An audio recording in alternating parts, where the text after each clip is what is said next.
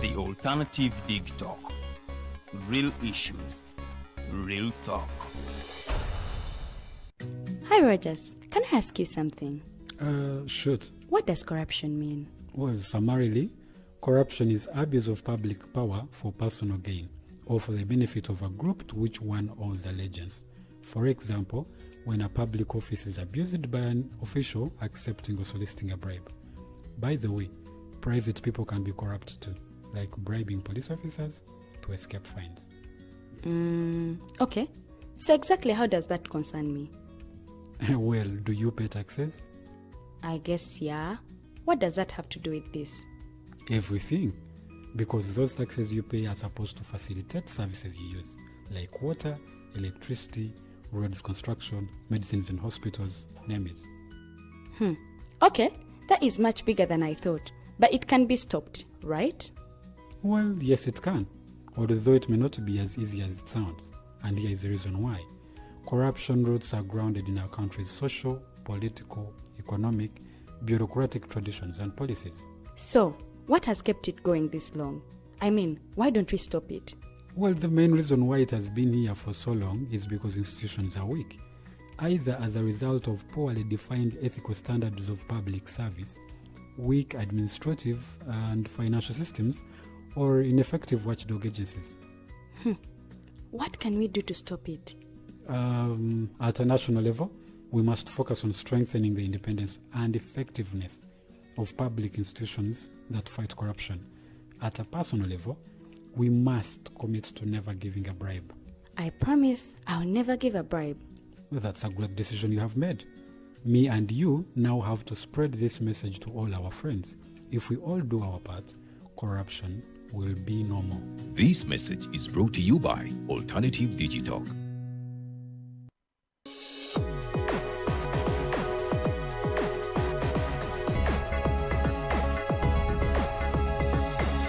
The Alternative Dig Talk. Real issues, real talk.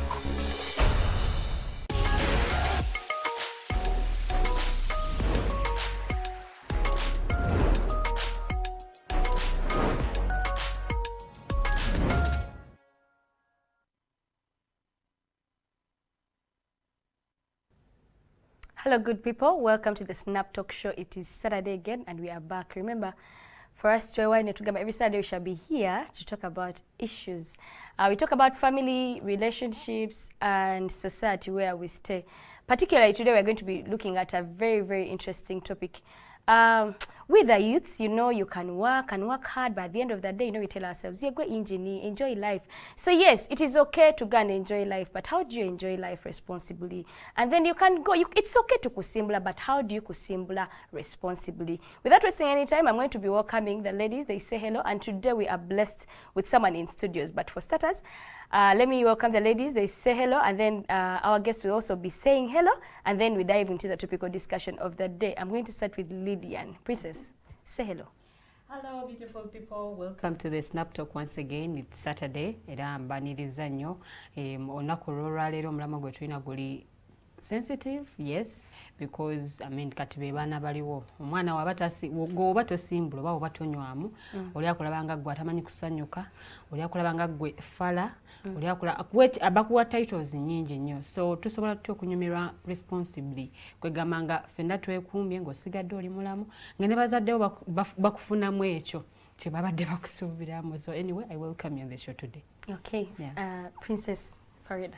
Nkwatiraawo. Akamaskula kakwatirawo. Okay, kati nange engeri gye mukayisa akamansikira kandamise ku bantu b'e Busoga. Okay. Why today? I just felt like I should. It is okay with us. Abantu ab'e Busoga mbalamwisaako. Nsuubira nti muli bulungi era nenda okubategeeza nti tuli live on Facebook ne ku YouTube ojja kutwagaana ku The Alternative Uganda ku Facebook ne TikTok TV ate ku YouTube ojja kubanga otwagaana ku The Alternative Uganda. Jayo like nga subscribe bigambe ebyo mu Lusoga binemye aye ngambaniriza ku show amanya nze Farida Bikobere era nga njaga okubategeeza ntuli ku Snap Talk essaawa zibera 12 nga toyingiddewo tugenda kubanga twogera nsonga z'abavubuka na butya buyinza okukwatamu obuvubuka bwo yo youthful age okulaba nti ate tegoyinze to west baogedde kusimbula that is a jargon that is used amongst the youths abantu abamu bayinza okuba nga temukimutegeera oba temukimanyi kusimbula is genda mu bbaala n'onywamu omwenge you enjoy life, you enjoy the moment nobeera nga kale ovuddeko okola like 70%, so nga tokyali soba oyinza otya okutambuzamu obulamu bwo weewaawo nga tetugidde kugenda ku clubbinga naye nga ate you are living a responsible life. Okay. Thank you so much, Farida and Lilian. Era mukalika baba nenda okusiima baba ni mama mama yali tanna mama Jovia Mutesi mwebala okutegekera obusoga. Okay. Okay, thank you so much, Farida. When you get it right now, I'm a certified Gamba Nogu because I'm seated to a man in a uniform. So please allow me welcome the guests you have in studios today. Please don't scare away. We have a very humble gentleman in studios. He's going to introduce himself and then we dive into a topical discussion. Please, sir. Thank you so much. Our viewers on the TikTok. I am Assistant Superintendent of Police, Nyaiki Gilbert. I am Community Liaison Officer at eKatwe Police Division. I'm happy to be here today and in between these beautiful women. I think we're going to have a very good discussion. Yes. Yeah, it will. Surely it has to be a very good discussion. Because earlier we were telling Afande Gilbert and we were telling him, so you people in your offices receive so many cases of what happens to the young people. Because of course, it's very hard to find that a man or a woman above 60 years died in a bar or something. It has happened to the young people and all that.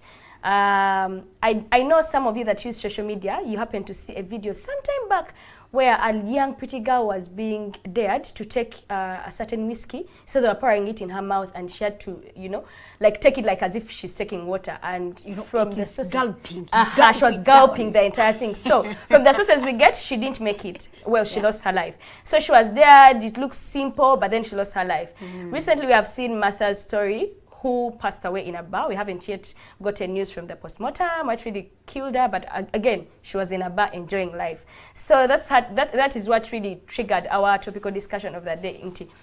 Bana abavubuka. Yes, tukola nnyo. Some of our mental health, by the way, tebera steady. Sometimes tugenda mu bbala kwejjako what is bothering us. But of course, I'm going to start with Afande. How are we supposed to enjoy life responsibly? The ladies will chip in with their questions they have as young people. Yeah. Thank you so much. You see, all of us, I think we get to the world unknowingly. You grow and learn very, very things. And life is about an individual. As you get to grow, because you see when we have young children, mostly those are below 18. That's why the law protects them.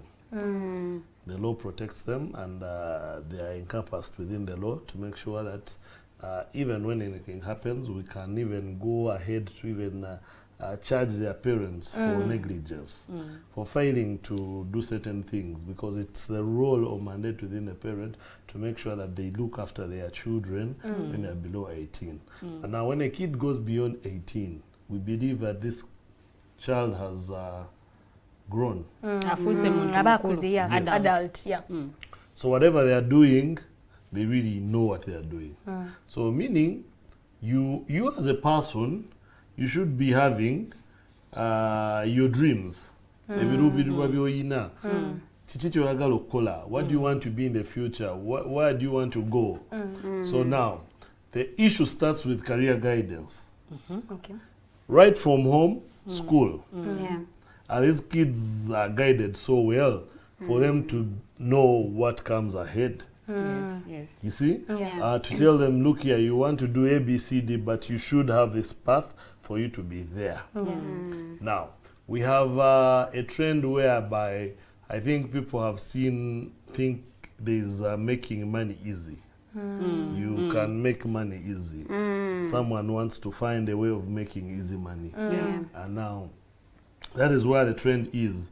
Now you'll find the young boys getting into schemes where they can easily make money, and they fail to do the proper things. Yeah. Then the girls have also found it somehow easy, because I've seen some girls who are basically going with men in the bars, or basically to make money off. So there is where the problem is. Now, if we have proper career guidance, right away from home, because you see earlier, home is supposed to be your first school. Yes. At home, because now there are parents who don't even have time to talk to their children.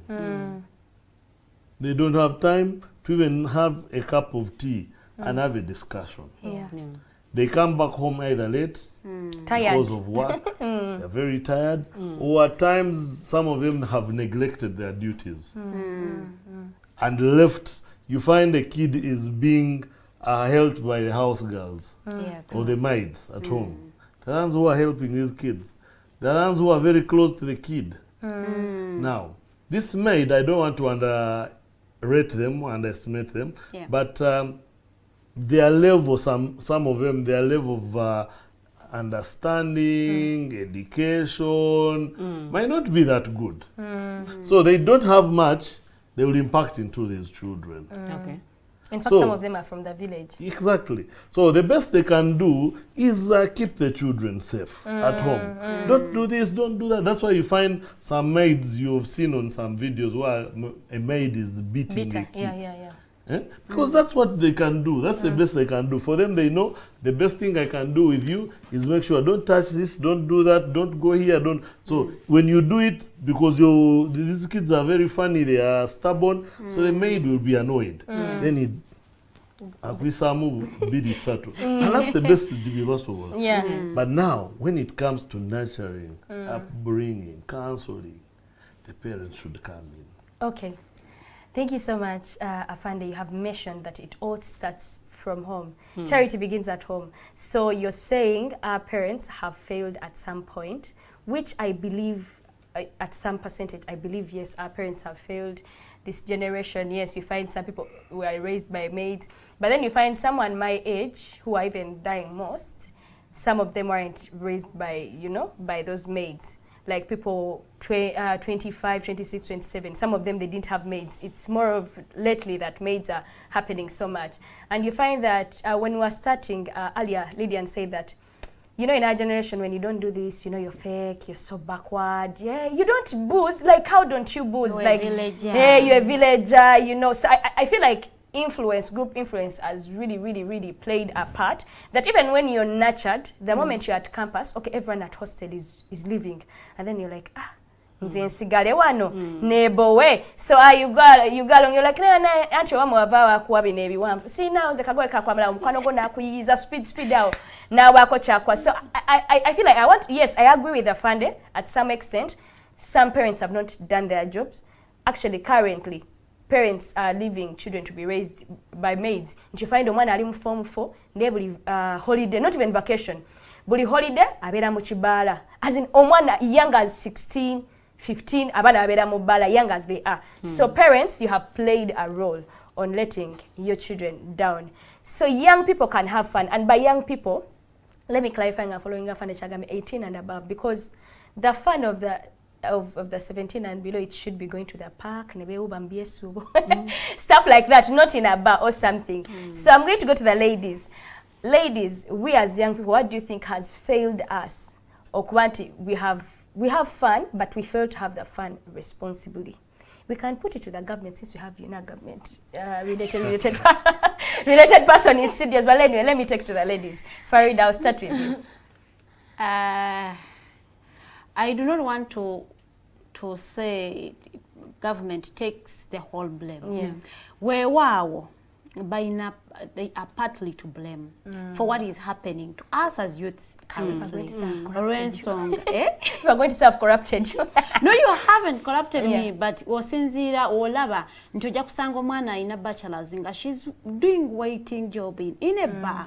Not because kyayagala naye ke kalima kaliwo. Kakati olwensonga ntata waba yakusomesa bakusubira mu kinene. You hawk your body.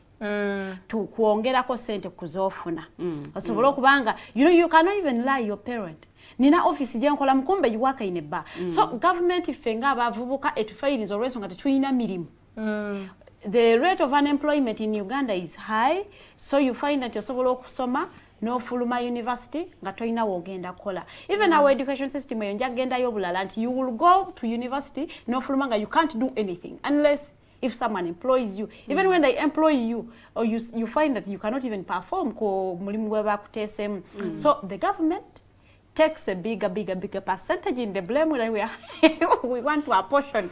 So first of all, I will apportion the blame to the government. Maybe if I may ask, who is government? The government are the people in power holding positions. No. We are the government. No, we all of are us. not. No, I do not want that narrative of the people are the government. No. We are this not is the where government. we're actually going wrong. The government is all of us. No. Because all of us have a role to play. Yes, please. Now, when you say government, you're like saying government should, you will not employ everyone. Yeah. That's why we are, the government you and me are in, we are coming up with, that's why you have a TV like this to employ people. That's why there are other people making up factories, what. But the problem, the challenge is that our own children or the youth don't want certain jobs. There are jobs they think are meant for them. A job where you sit under an AC, you have a chair that is around in a chair. That's the chair. The white collar job. Exactly. That's where they want to be. They don't think that they are even jobs where you can hustle. They have which jobs are no. funded? Even the waiters or waitresses you're talking about make some good money. But now some of them. Not all of them. No. Let me tell you, the way we earn. If I tell you the way you earn, and if you do a comparison, you'll find that someone who's earning around 400,000, as so long as they have a good saving culture, financial discipline is okay, you'll find them doing much better with their 400,000, better than a person earning $1 million. In Kampala. Because you see, the person earning $1 million wants to go and sleep in a house of 250,000. Only, even 500. No, I'm trying to show you. Now, they want to take their kids to very big schools if they do have their kids. Now, such a person wants to show appearance at the biggest bars in town. They want to eat at the biggest restaurants in town. So their expenditure is as big or even more than their income. But now someone who understands their problem, they know they are earning little, they go and find a suitable house that suits them, as long as it's a house that is decent and that suits their... You see the challenge we have. Afande, let me cut you short on houses. Now in Makindye East and Makindye West, it's hard for you to get a house. The one is terming as decent. Decent houses, tujatandikira mu mitwalo 15. Eyo no eba fair Tebera decent. Naye ate emitwalo 25 ojjafuna single room nga tejamu na kitanda kya nnyako mukaaga. No. Okay. Nga talina na space. Bw'oba ofunye ennyumba, if you have a house of 100,000, not so, you're a single person. A very good house, a very decent. To take a whole little kati gwe leka nkubuuze, why do you want to sleep in a double bed? A double bed? Hey. I work. No. Let's get realistic. No. Why am I looking? No, I am just one person. One person. Yes. And I'm looking for a very big double bed. So for the inchinya. Mfuna nnyako mukaaga wano. But you're looking for that very big bed. You can have a moderate lifestyle. Yes. Very moderate. That you have a good, decent place where you're staying. It's small but well looking.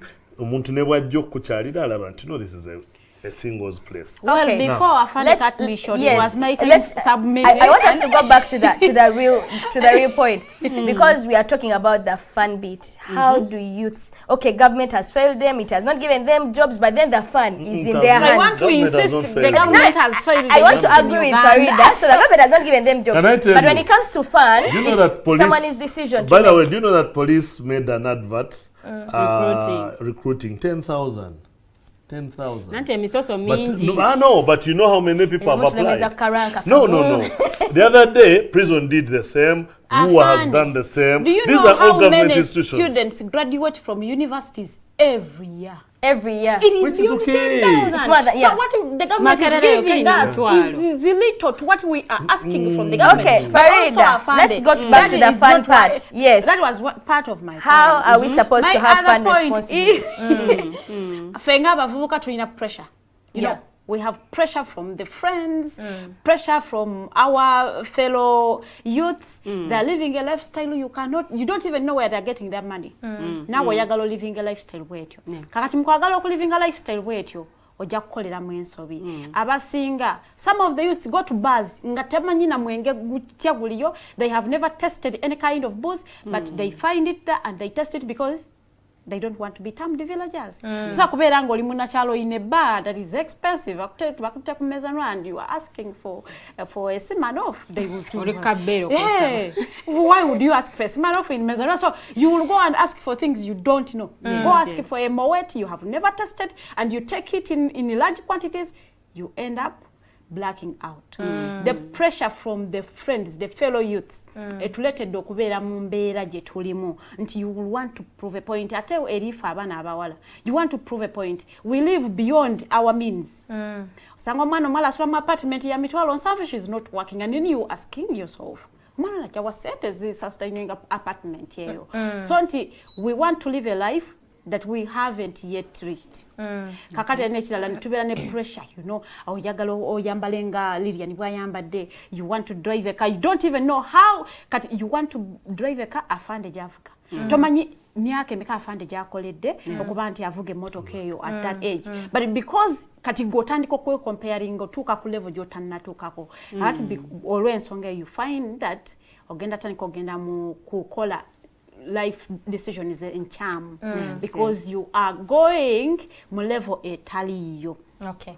Thank you so much, Farida. And I want to agree with you because those are some of the things that Afande also said. Abavuka twagadde nnyo ebintu byamangu mangu nnyo ate tunyagadde nnyo ekinyumo bakita kinyumo because kunyumirwa. Yeah, I remember being at campus one time everyone left and I just remained at hostel alone. Yes, it was bad, and but it then felt weird. Yes, it felt so weird, but then at the end of the day I remembered I have work tomorrow. For them they'll be sleeping while I'm having work and then I have to go for lectures. But you find so many young people may not do that. Anyway, it was even once when I did that. It's not like I'm a superhero. So I'm going to cross over to Lilian. Lilian, is for you, how do you think we as young people we should have fun, like, but responsibly, because I find I get the culture you're saving. You're a young person who are even living beyond your means. Farida mentioned is that girls don't earn, but they just sleep in expensive apartments, as in just expensive apartments, and we admire them. You also begin to strain. You live beyond your means because you know I've seen Farida is in an expensive apartment. She doesn't work, but she's there. Attends and caller. I can really afford this. When nafuna ko salary yange, nenkubira John oba Sami, na stela ko zatela ko, I will afford this apartment. Yeah. So, lady, how do you think would have enjoyed life really? Nenga tuli kubeera responsible with that culture nga Afande yagamenga we can save and live up to, you know, our goals. Abavubuka ennaku zino, I think I would say oba beekyaye ku myaka ate emito ennyo. Sinnamanya lwaki beekyaye naye emyaka gikyali mito nnyo abantu okutandika okwekya, like okutandika okuba nga abagivize up on life. Nti society eno engeri gye judging omuntu asomye, especially kasita oyambala akakofiira ako. Society ye ine ekifaananyi kyekulabamu ate era kyekusuubiramu. Ne wasanga nti omuvubuka akola nnyo okusanyusa society. Society eyo mbaliddemu ne family ye mwava because ekika kyo bwe kimanya nti wagraduatinze Makerere bakasozi k'abayivu oba wawona wagraduatingidde, the next thing they want to see you somewhere. Baina baagala okulaba ne bwebeera society omwana we yasoma naye alabika muna emirimu gyabula, omwana we yasoma naye abeera waka, omwana we yasoma naye ali bwati ne bwati. Sabaana abamu okwewala society okubuugirako. Amaliriza anoonyezaayo mikwano gye gy'akasiba. Tulabyeko abaana bangi nnyo abamala university n'ataddayo waabwe mu kyalo. N'asigala mu kibuga Kampala nga n'omuzadde we tamanyi mwana ono waabeera. naye nga yakimanyi omwana nga ali Kampala ayiya era agira namuweerezaayo 2, 5, 10 obulamu ne butambula ye omuzadde n'alowooza nti omwana ali bulungi naye ng'omwana ajja asula eno abaana basula mu ruumu emu nga basulamu abantu 10 ono bw'ayiwa wano mu mwezi bwe guggwako buli mwaka contributinga ne bagubera mutwalo ono weesatu oli waazino netusasula rent bwa mitwalo 3 ennyumba ne tugisulamu society ne contributinze nnyo ku ky'abaana bano okuba nti batuuka ne babeera stressed out ne bawulira nga abakooye ensi nga balaba tewali gye basobola ne beekyawa because n'abazadde gye twaliddukidde omuzadde agamba nakuweerera kati yessaawa naawe onzirize oz'omuzigo because abazadde abasinga olumala university bwoti olukutikkira wennyini waakuteera ensonga we zikoma so omwana ono bw'alaba nga biringa ebiganye afanda yagedde ku quick money because abaana basoma ddiiri wansi awo akugamba kino kijja funa bwe tugenda bweti wano tujja funa kati bw'atuuka eri because ebimu tebabirambulula ogambe nti no naye bw'otuuka eri n'ojjukira nti ewaffe embeera eri bweti ne bweti nina baganda bange because olumala okutikkirwa nga muzadde wakwasa banno kati kwatako kuono kwatako kuoli kuba kati gwolinga asomye kati naganye n'abaana baganda bange abali emabega wange njagala batuukeko at least mu senior 4 senior 6 amaliriza akoze ebintu ebiteetaagisa naye mu kubikola okwo tulinamu ne issue eya social media social media is putting people on pressure leero mbadde mbuuza Teangel nti okusmokinga shisha n'ofuwa omukabwoti ne bakwata ka video like is it prestigious ngeyabanje babo because abana bakikola nyi bakimaking okubanti kyamaanyi ate kyangu nnyo okukola kati ebintu ng'ebyo osanga omwana nga ye omulimu gwakola n'omuzadde tagumanyi naye ate social media nereetedde abantu nga yeeyo kyamawugwo gamalawo agakoleeza buli lunaku bw'amala okugakoleeza ebintu ebimu bye bakola ebintu ebimu biri hidden abazadde bafe abamu tebali ku social media so they can't know these things naye ng'omwana ali ku social media either kwe yeetundira oba kwakolera emirimu gye emyekusifu gy'atasobola nagamba muzadde oba mutunuzamu nti nkola kino oba nkola kiri so social media nayo nebanga erina kyecontributinze ku bavubuka okuba nti baggwamu oli atunuulira banne nga baguze bye baguze ebyokunywa bye babipanze mu akalabo ko bakayita batya akakalobo omwe babituuza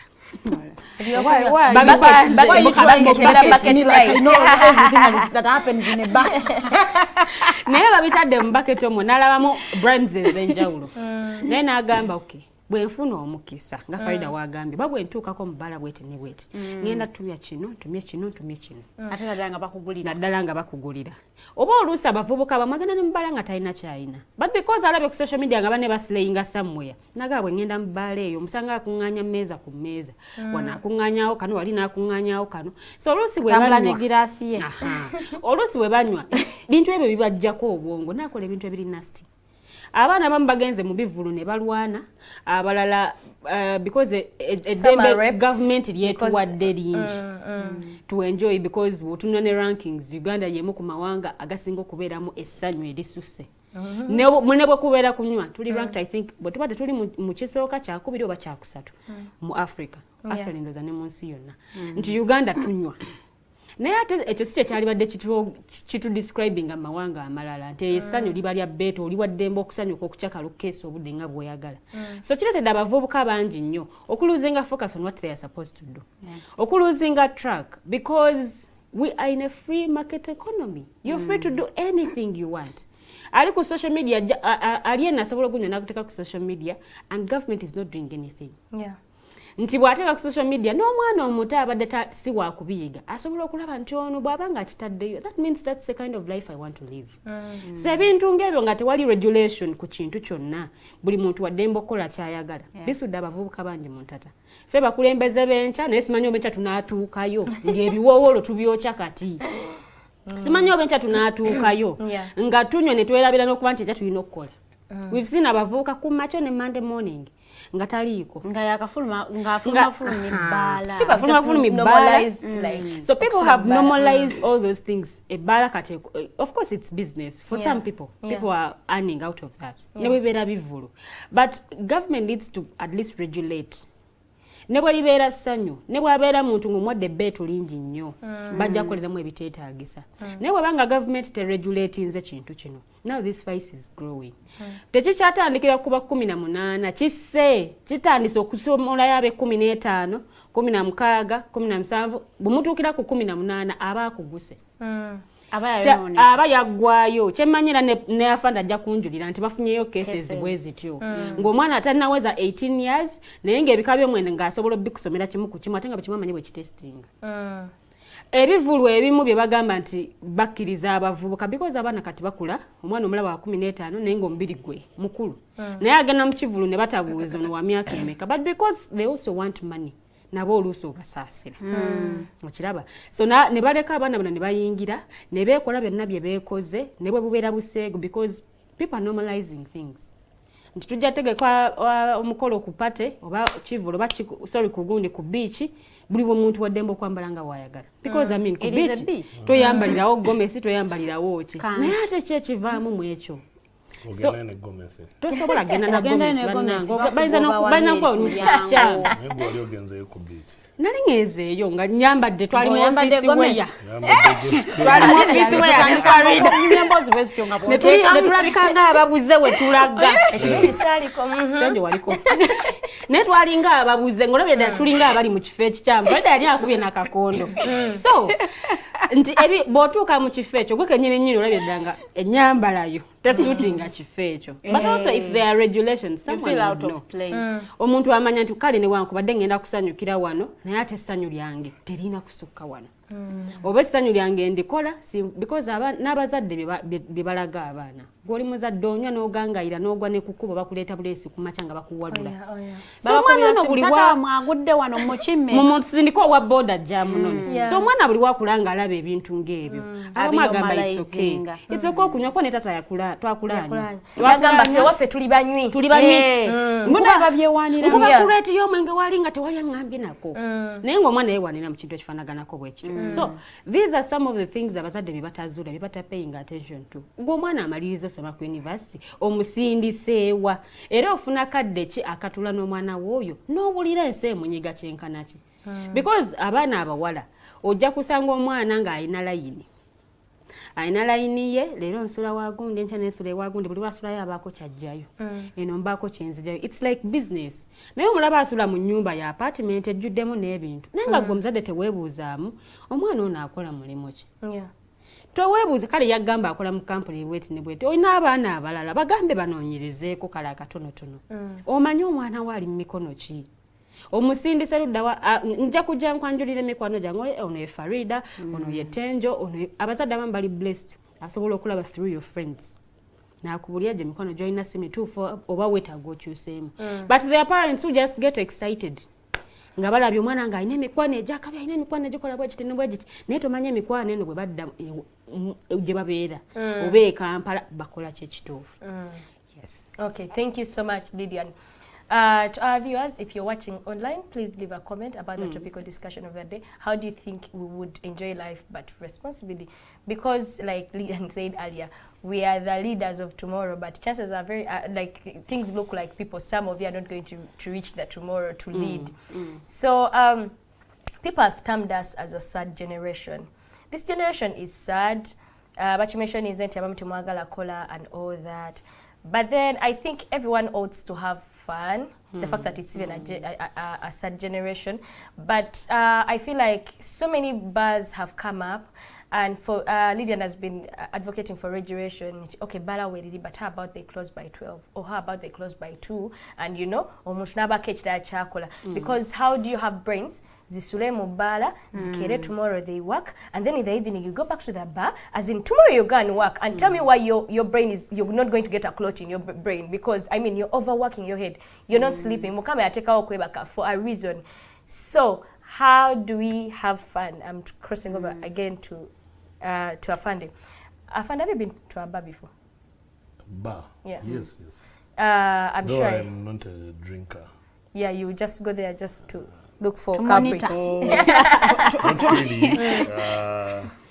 I think at times you have friends and they invite you to a place. Maybe they have parties or anything.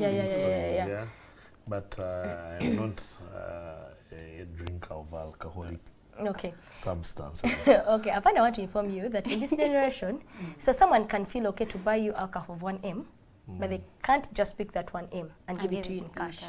That Are is you true. with that? Yeah.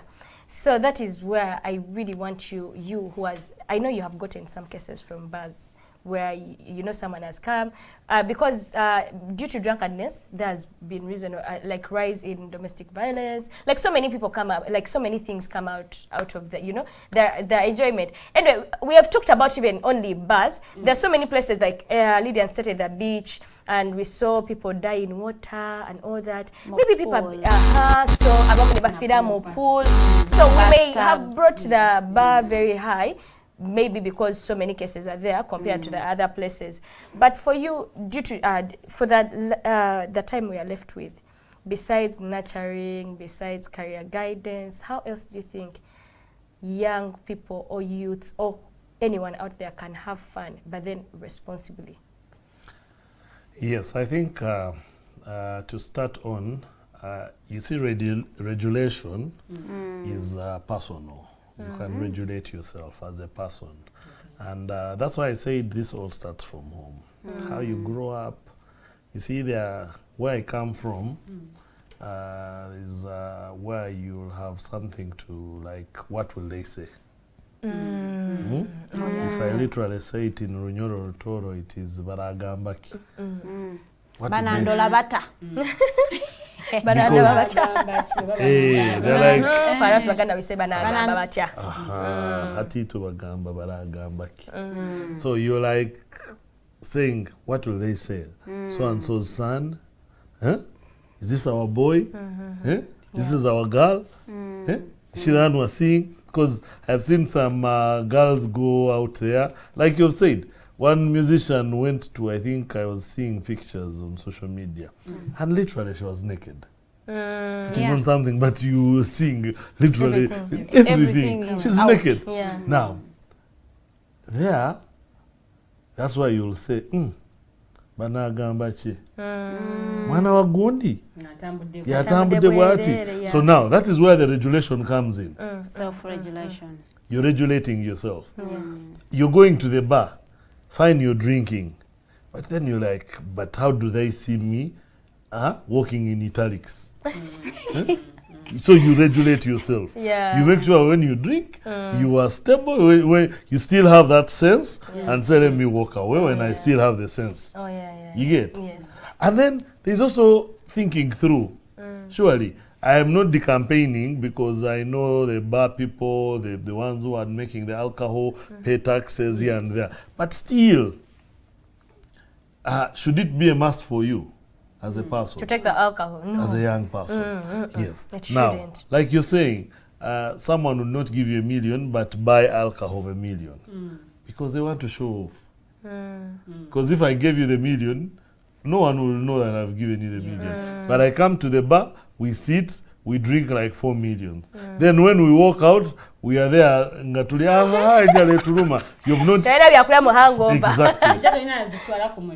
Nenga, you've been there. You're telling people to agunywedde. Jo twanywedde. Then we mwagunywedde. What next?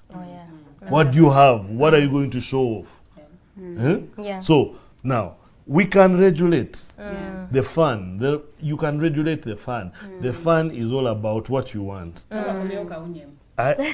Kawunyemu tebagenda kukwata gwe bigere oba passenger. Bajja kukwata avuga. Bajikomera bagimodifying ne ababigenda baji. Ate kati webigere namukwata atya. Kawunyemu nti avuga. Kubanga ajja kuba ku boda ng'aganga yidde naye nga si yavuga. Exactly. Actually abantu abamu bagezi bwe bamanya nti Kawunyemu waali ng'emmotoka agireka ku bbaala.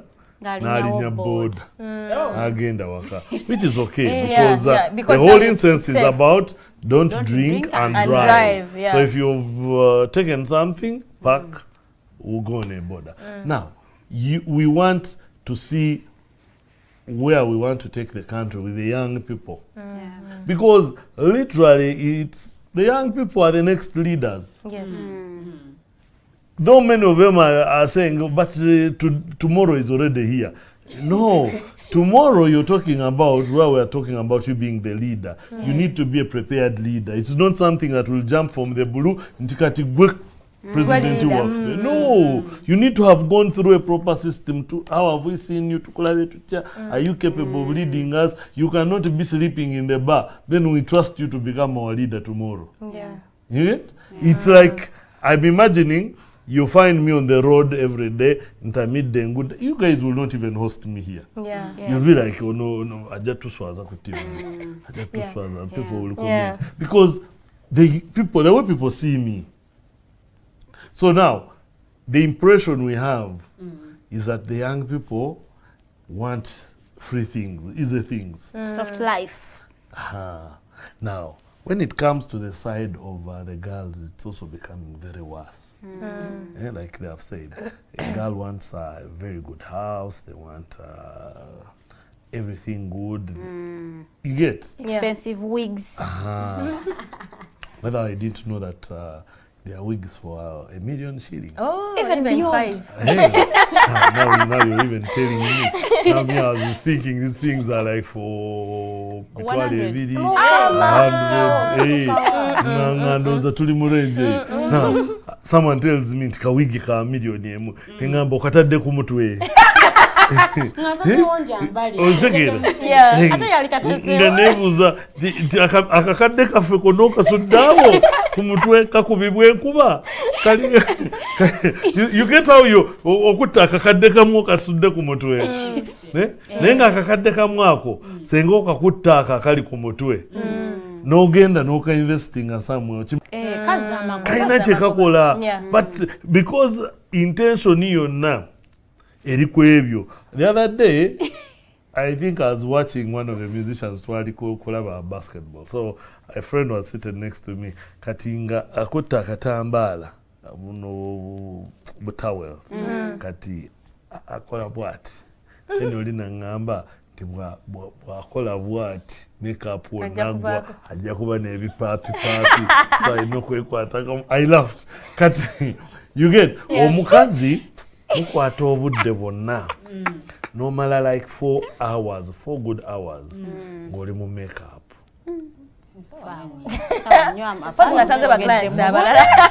Nomuli mu makeup bakola buno basiiga bino bongerako bino kati ebyo byonna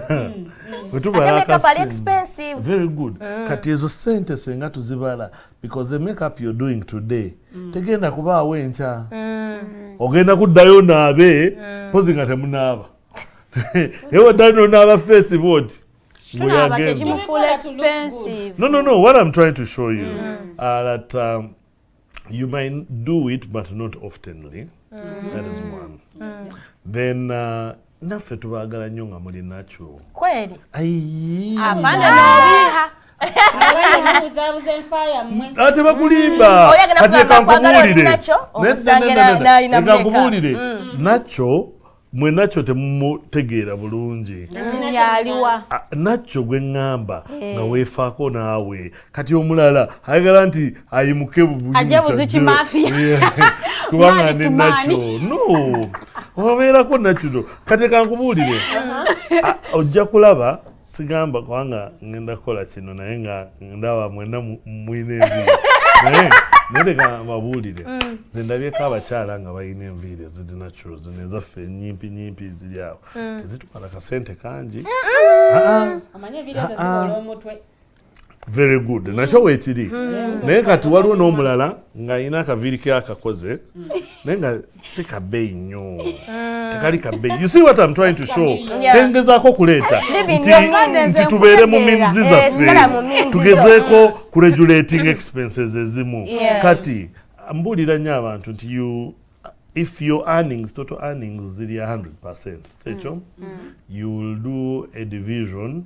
Kola division yo eya 50 by 20 by 30. Now 50 expenditure zizo za kuyambako. Kutambuza bulamu. 20 investment. Actually it's supposed to be 20 50 30. 20 50 30 20 immediately you get your money like this temako 20 za saving ninga yogedde ng'olusoga jakeza saving osavinge 20% kati oddeyo ojjeko 50 ezigenda okukola expenses bona amala okukola awo 30 ziddemu zifooke saving.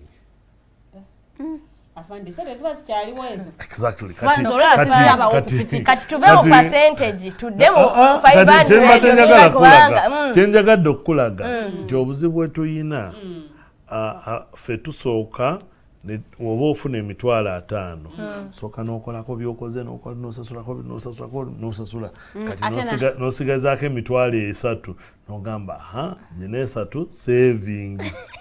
It's very wrong. No, it's very wrong.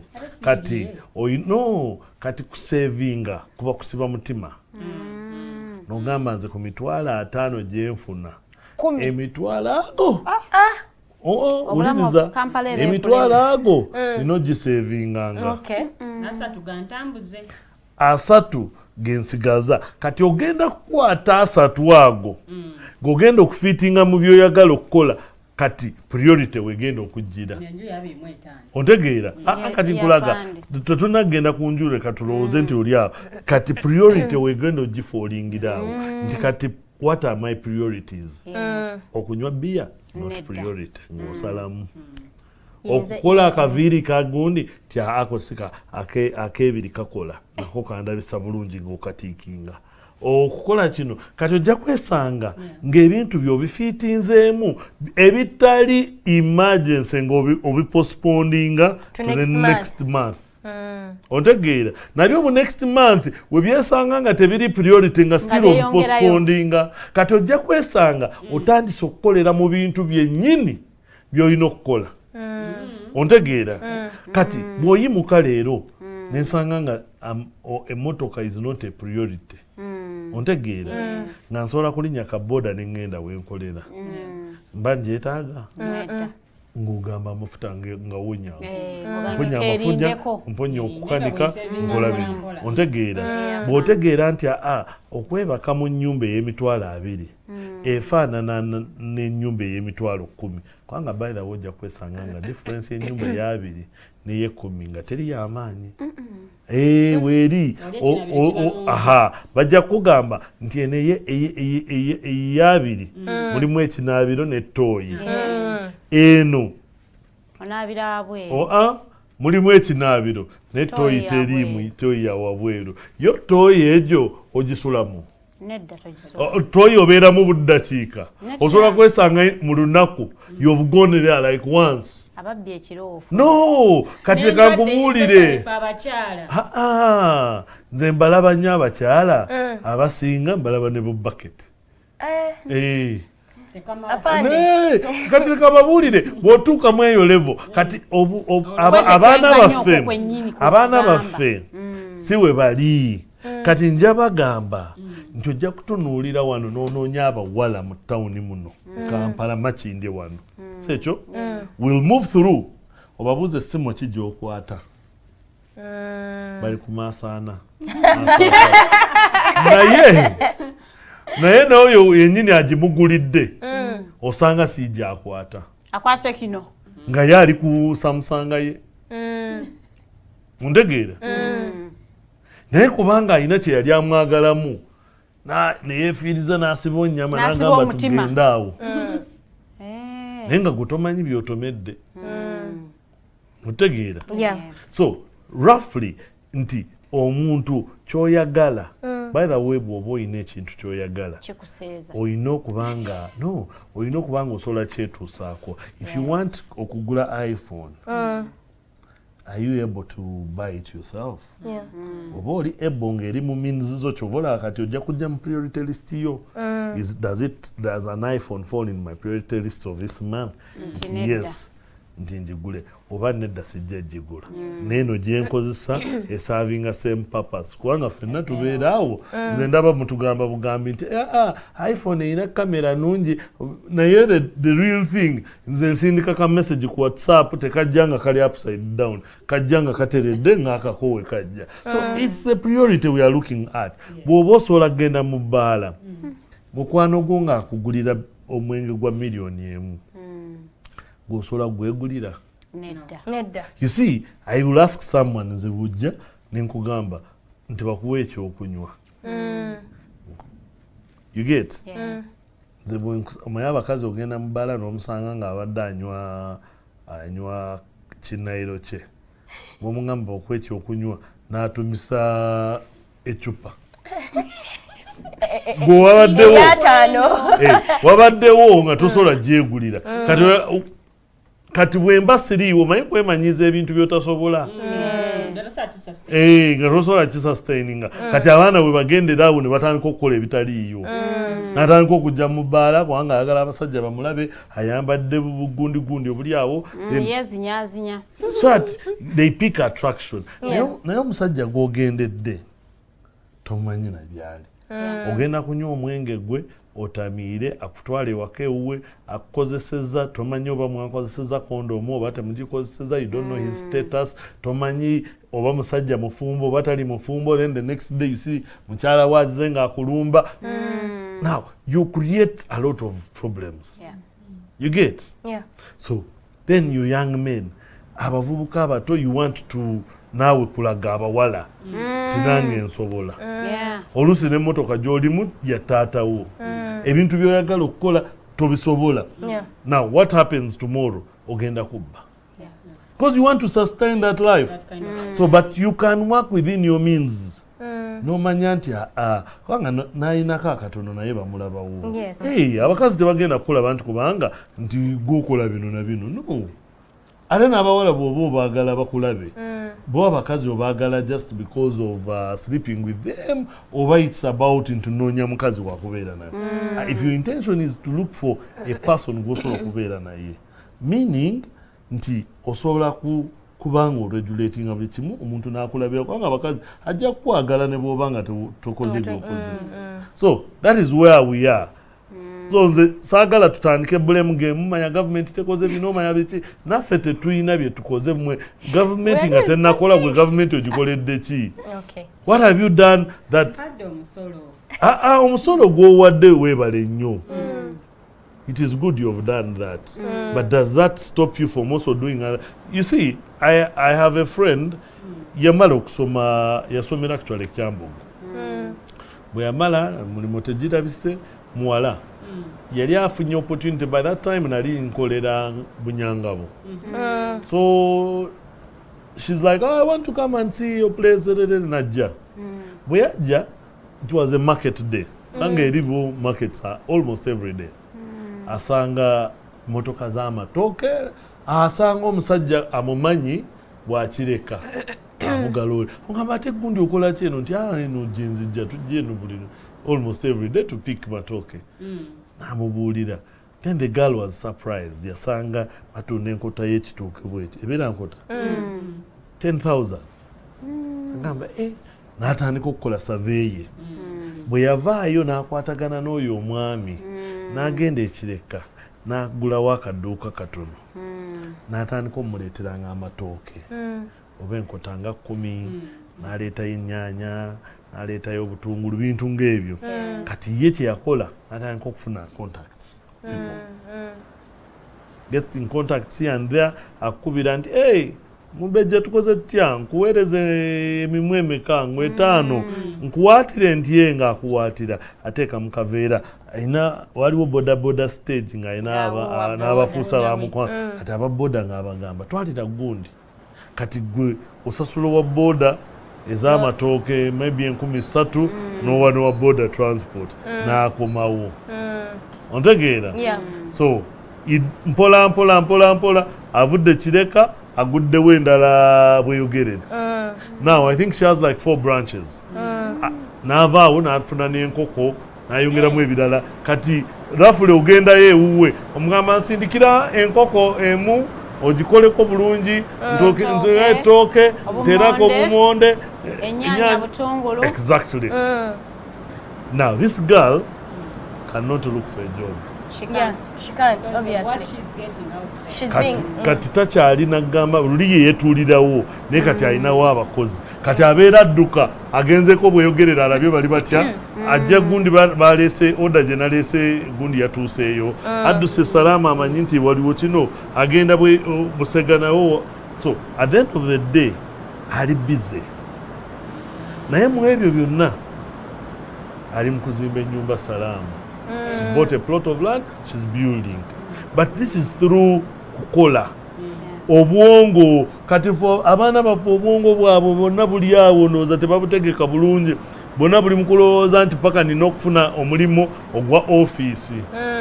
Bw'omubuulira nti akalima akaliwo kakukola ku mafuta agamba awo sigenda kujja kukola. Because tebakulaga nti emirimu gino egy'emikono osobola okugyamu ssente oba you can make your life better okukola bino ebintu. But I think you've seen the new policies of government. Yes. BitVet. No, they have actually brought in BitVet. That abaana basome ebyemikono. Kati waliwo skilling centers. Skilling Uganda. Bayigiriza abaana kukola ebyemikono bakola ki. So you can even be a degree person. Then oddayo mu kali aka skilling center. N'okola. Ontegeera. Mukwano gwange azanya basketball. Musanga nnyo bwe batugende kuzanya ng'alina bw'aluka obutambaala. Aluka obuntu bwe. And I'm sure she makes some good money out of them. Aguza abantu obuntu bwe busweta buki ng'abukoze bulungi. She's making money. Kati yeetaaga just kwa aneesinga skill eyo agyongereko ekirungo kitono appropriating. Tuvula wa government etuwadde negamba kale tubaweeyo akasente PDM ng'okakozesezza ki gukolamu n'abantu baffe si bye baliko. Okay, thank you so much Afande. Nze sifuna copy PDM kale nze sinafuna mu government, let me say, and mmanyi nebetudde nawo mu studios apart from maybe Afande. Fina tuzifunangako, but let's hope for the best. Tetufanga nga tufuddeyo. But anyway, due to time. Katuva wano ngenda kulaba nga we mubeereeyo. Tulabe tubeera wano wennyini. Ewaka. Era kini nakuddayo mu kyalo. No, I mean your village within here mu Kampala. Obeera Lukuli. Tugenda kufolonga ne chairman. Okay. Yes. Thank you so much for Afande. I think due to time, with the ladies, I'm just going to give you a minute, each one of you. Just akatalekeka what you think that we should really do. Afande atwisizam to live within our means. Kale technical. Well, some things that sound like tebisoboka, but buli kimu kisoboka. We bagambe tofuna atano, saving akabiri. As an atandika that practice by the to see how far it can help. Yeah. So you can also try it, and you see, you never know, it may work for you. No gabanai. An idea yanga ya rawo kujorede Farida. Atandika Farida. Farida is eyeing you. Farida. No, me, I wish you well. Yeah, of course. Of saving. Of course, yes. Akatalekeka, how do you think? Yes, some of the people are even living within their means, but then nobody will know yenza injini enviri za mitwala bi akankoleza kumi and all that. So Farida akataleka, how do you think we can have fun? Why do you come naked? Because you know, for you it's fun for you, you feel okay doing it. Ngagotoloza kokubanaga babatya, yeah? So Farida goloza akatalekeka, what should we do to live responsibly but have fun? Ekisookera ddala banne njaga okubakubiriza nti emibiri gyaffe engine nga tunasipendinga ku kintu kirala kyonna tesigendako mu ddwaliro weekebeze omubiri gw'olyoke olina ekirwadde kyonna kyewakutte oba ekyakukutte sobola ate n'ekirala osanyusaako ku mmeeme eyo olyako kamera akalungi. That was a by the way. Tuyinza kubeera tutya. We are not saying abantu balekerawo ogenda mu club because people are going to die of depression if they don't go and find things that give them happiness. But what we are saying is learn life skills. Life skills will keep you out of danger. Omuntu akuyise akugambye tugenda mu club bweti ne bweti. Go online, do research, ask friends around. Clubs zibeera ne reviews. Abantu aba visitingako bazogeddeko biki. Go and make research. Before ngebya abantu bye baba bagenda mugezera mikwano gyo before you enter a bar or a club wabwero identify a spot ngambe singa tuba tuwebuzeeko wano wetwesisinkana oba mugenze n'emmotoka everyone abuuze ku munne twesanga ku mmotoka such that nti temujja kugamba nti ate za simanyi gye yalaze twamunoonyeza nga tetumulaba already you have identified a spot singa munnamu aba ababuzeeko n'ekirala let us be careful in those places where we go nga abantu abasinga environment yaffe tetugiri sure because ogenda mu club everyone is new so take care of your drinks your food bw'obanga ekyokunywa kyo owulira tosobola kugenda n'okomawo n'okiyiwa tambula nakyo kikubeere ku kiddo woogenda wekibeera tubeere balamu. I am not going to say stop clubbing because I'm telling you this Uganda is depressing us.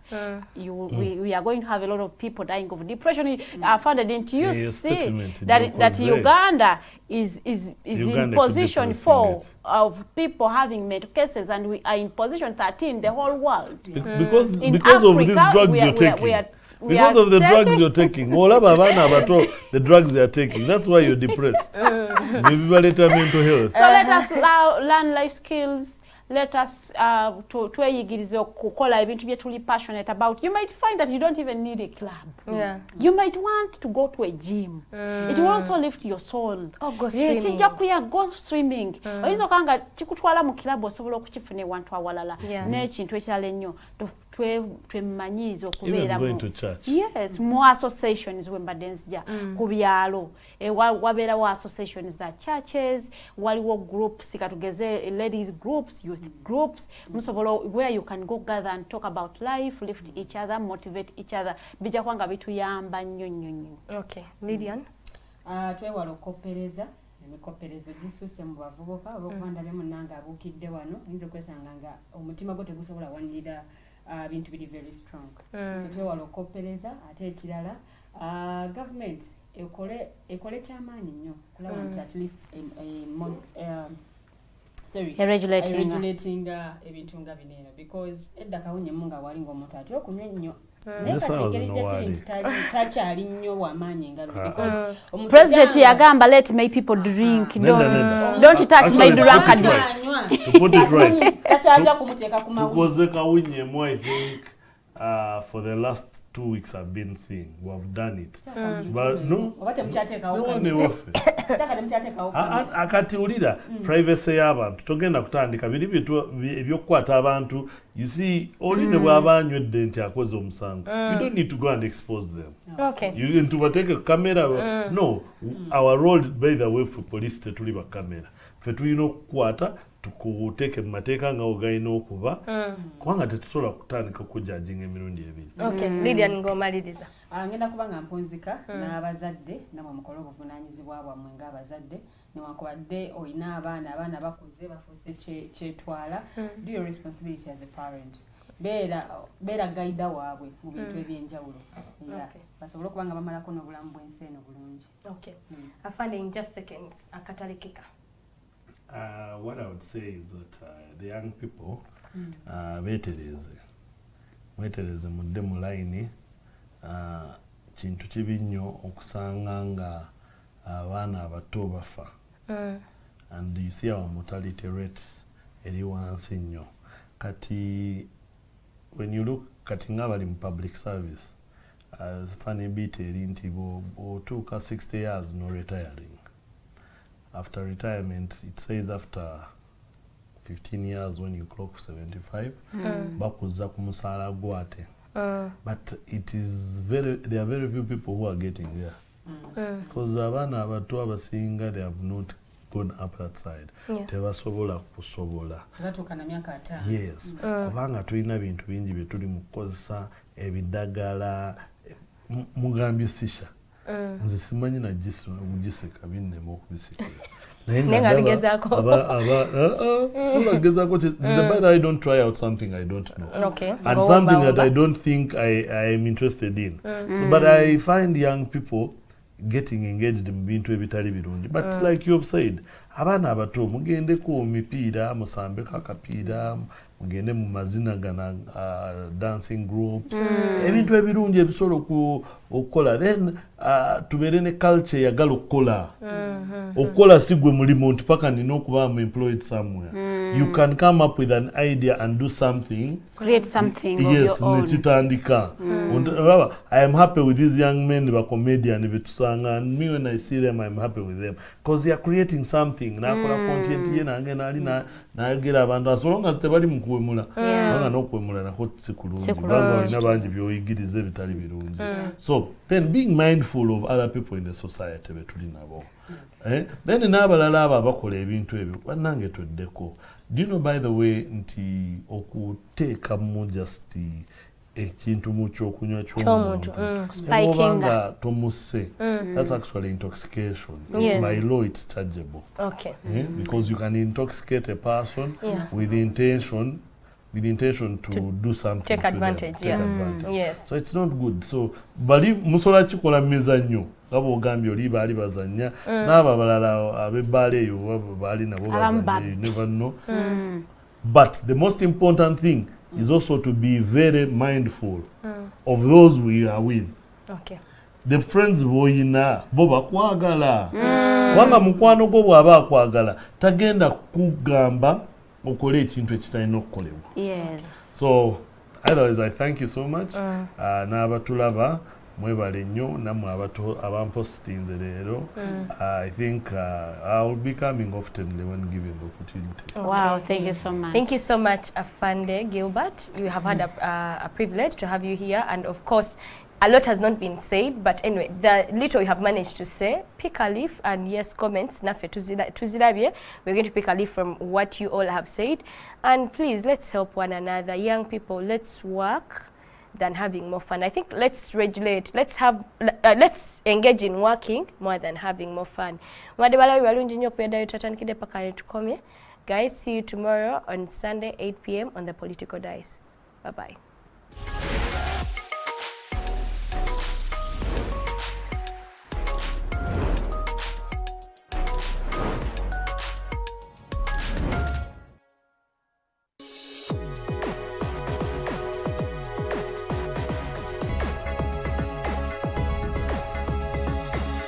The Alternative Dig Talk. Real issues, real talk.